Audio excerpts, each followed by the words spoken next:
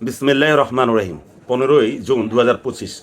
দেরিতে হলো এই ভিডিওটা করছি। শিরোনামটা হলো ডক্টর ইউনূসের লন্ডন সফর, প্রাপ্তি এবং অপ্রাপ্তির হিসাব এবং নিকাশ।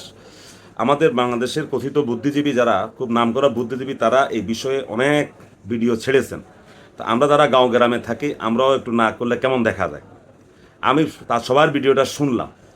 যেটার সারমর্ম সেটা হলো যে ডক্টর ইউনূস সাহেব 39 জনের একটা বিশাল বহন নিয়ে তিনি ইংল্যান্ডে গেছেন।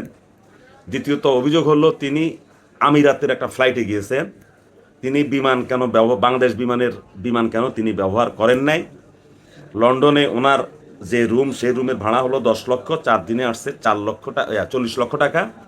ওনার সফর সঙ্গীদের পিছনে খরচ হয়েছে রাষ্ট্রের 3,50,00,000 টাকা। এই হলো মূল সারাংশ।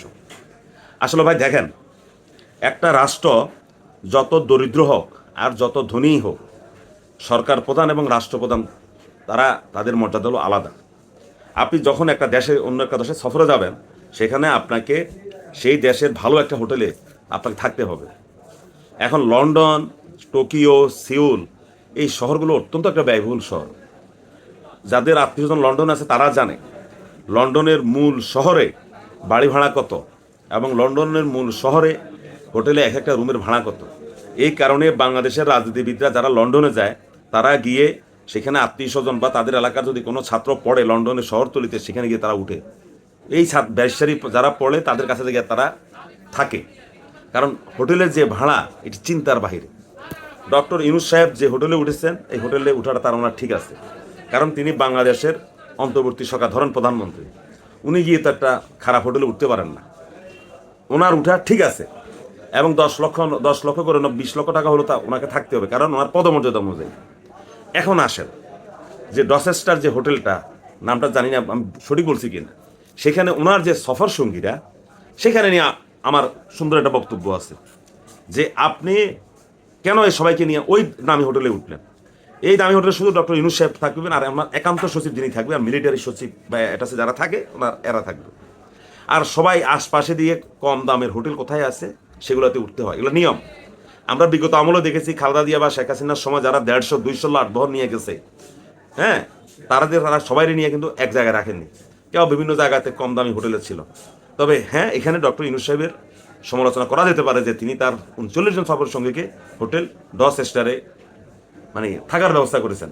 এটা আমি মনে করি ভুল করেছেন। তিনি রাজনীতিবিদ নয়, তার কারণে তিনি এই বিষয়টা খেয়াল করেননি, এবং ওনার সাথে যারা ছিল অ্যাডভাইজার, যারা বুদ্ধি পরামর্শ দেয়, তারা কাজটা ভালো করেন।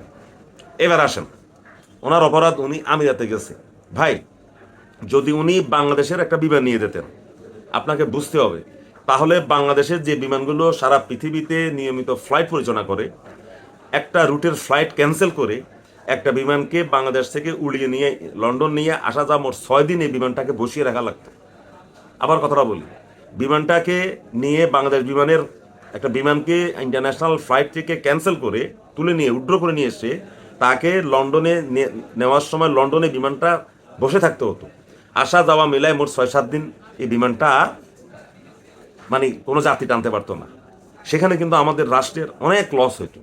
সেই হিসাবে আমি মনে করি যে ডক্টর ইউনূস সাহেব এমিরেতের যে ফ্লাইটে গেছেন, এটা তিনি ভালো করছেন। ওই ফ্লাইটটা নামাই দিয়েছে, এই চলে গেছে, আবার আরেক ফ্লাইটে তিনি আসলেন। এখন আসেন, আর কি সমালোচনা করা যেতে পারে ওনার?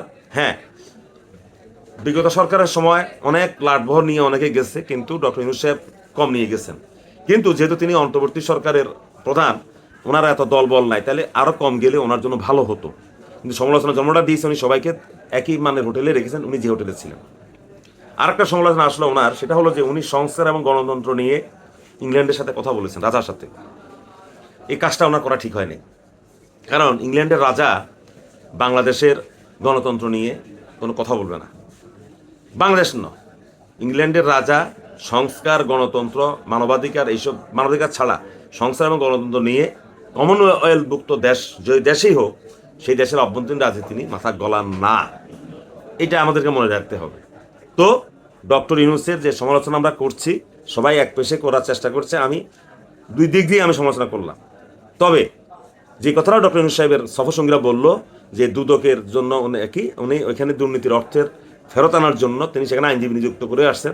এখন আমাদের দেখার পালা যে কত দ্রুত ইংল্যান্ড থেকে পাচারের টাকা আমাদের দেশে আসে নাকি আসে না। ধন্যবাদ সবাই।